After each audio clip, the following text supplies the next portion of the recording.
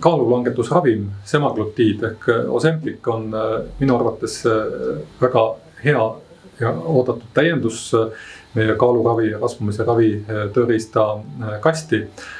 Kaalulangus ravimitega tänaste teadmiste põhjal on umbes vahemikus 10–15% kehakaalust, kaalulangus kirurgilise raviga 20–30% kehakaalust. On selge see, et on terve rida inimesi, kes hoolimata rasvumisest kirurgiat ei soovi, ükskõik siis millistel erinevatel põhjustel ja nende jaoks minu arvates on kaalulangetusravimite olemasolu ja turule tulek väga tervitatav.